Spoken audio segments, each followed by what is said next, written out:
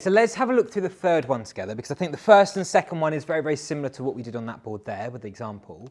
So there are 4 boys and 6 girls in a class. So we've got 4 boys and we've got 6 girls. And they're in a class, there's 10 people in total, okay? 3 students are chosen at random to be in a student council. We want to find the probability that there are 2 girls and 1 boy. Okay, so we want the probability that there are 2 girls and 1 boy being on this student council. Okay, so if you think like what we did over there, okay, every time we did something, so in this case, every time we pick a student, we draw a new set of branches. Okay, so each set of branches represents a choice. Does that make sense? Okay, so here we go. We want to choose 3 people. We want to pick 3 people. So how many sets of branches are we going to do? 3, yeah?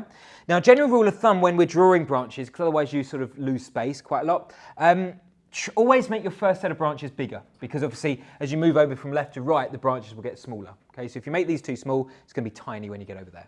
All right, so there we go. So make the first 2 choices big ones. Are you happy that there's only 2 choices we can have, either a boy or a girl?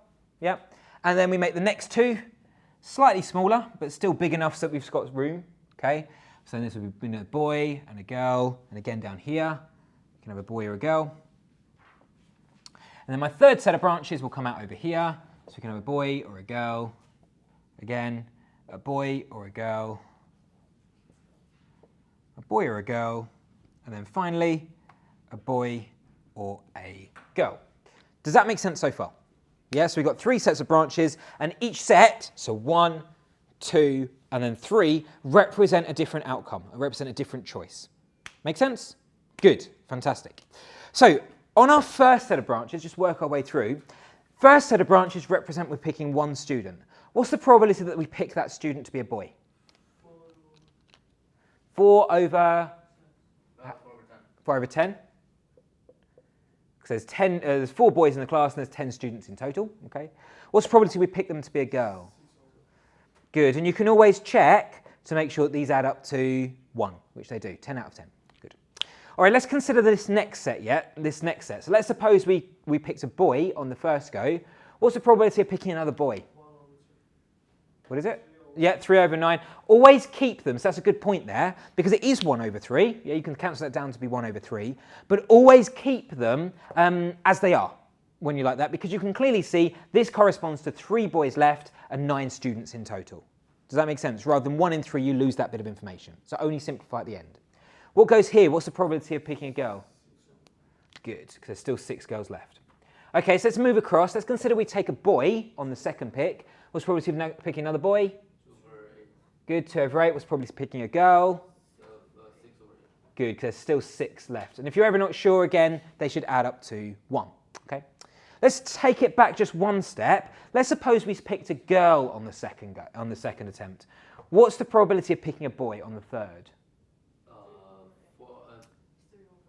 3 over 8. Good, because there's 3 boys left. There's still 3 boys left here.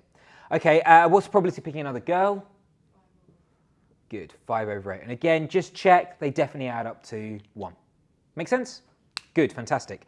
Let's trace our steps right back to the first pick again. We've considered all the options which we could have with a boy on the first go. Now consider a girl being picked first. Okay? So, what's the probability of picking a boy on the second attempt? 4 over 9. 4 over 9, because there's still 4 boys left and 9 students in total. Probably picking another girl. 5 over 9. Absolutely. Okay. Okay, so let's consider we pick a boy on the second go. What's the probability of picking another boy then? 3 over 8. Good. 3 over 8. What's the probability of picking another girl? 5 over 8. And again, actually here you can just be lazy. Once you've got that one, you can just make sure it adds up to 1. Okay. All right, let's consider the last set then. So we trace it back 1. Let's consider we picked a girl on the second attempt. What's the probability of picking a boy? 4 over 8. Good, because there's still 4 boys left. Over 8. Probably picking another girl. Spot on. Does that make sense to everyone? Okay, so just make sure you keep your wits about you, but always remember that a set of branches should always add up to 1. Okay, so if it doesn't, it means you've made a mistake. Okay, but literally just think it through logically. Every single time you're taking like something out, what's going to be left? Make sense? Good, fantastic.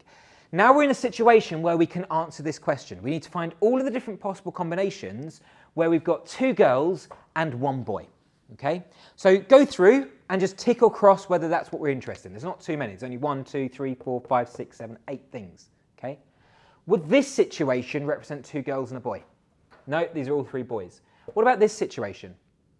No. No, this is two boys and a girl. What about this situation? 1 boy, 2 girls. Can I see? Yep. 1 boy. No. No, that's 2 boys and a girl, so we don't want that. What about this situation? Yes. Yeah, that's a boy and 2 girls. What about this situation? No, a girl and 2 boys. What about this situation? It's true. It's right. Yeah, we want that. What about this situation? We don't want that. Yeah, what about this situation? No. Okay, so actually, out of the 8 possible situations we could have, there are only 1, 2, 3 things which we're interested in. 3 probabilities we can calculate. Okay, so what's the probability of getting a boy, then a girl, then a girl? What do we do? Yeah, exactly. When we work along the branches, we need to multiply. So boy, girl, girl, that's going to be 4/10 multiplied by 6/9 multiplied by 5/8. So this is going to be what? 1/6. Yeah, okay, I'll give you that. 1/6. Okay. What about this situation then? So this is going to be the probability of a girl followed by a boy followed by a girl. Okay, so we need to multiply these probabilities together. So can you tell me what probabilities are we going to multiply together here? 6/10, 4/9, 3/6. Perfect. 6/10, 4/9, 5/8? Yeah. What do we get? 1/6 again, good. Okay, and then finally this situation here, I'll draw it down here slightly. This is going to represent probability of a girl followed by a girl followed by a boy. What do we get? So what probabilities are we going to multiply? 6/10, 5/9, and 4/8. What do we get? 1/6. 1/6 again, okay? So we have 3 probabilities. It's getting a bit messy, so let me just box them for you so you can see a bit better. So we've got 1/6 here, we've got 1/6 here, and we've got 1/6 here. What do we do with these 1/6? We add them all together. So can I switch up here? So I've got the original thing up here. It's going to be 1/6 plus 1/6 plus 1/6, which comes out as 3/6 or a half. Yeah? Does that make sense? Isn't there a faster way to do all of this? Yes, there is, and it's using the idea of binomial probabilities, okay, which we don't look at in this course. So if you've looked at binomial probabilities before, because there's only 2 options, a boy or a girl, and you're basically doing the same thing over and over and over again, you can't use it in binomial probabilities because these are conditional. Okay? These are conditional probabilities, dependent events. You notice here that the probability of getting a boy on your second attempt is going to be different. So this is a boy in a second attempt, this is a boy in a second attempt. It's going to be different depending on what happened first. Okay, so actually you can't do it in binomial. Yeah. So yeah, these are dependent probabilities. In other words, the probability here and here are different because it depends on what's happened before. Okay.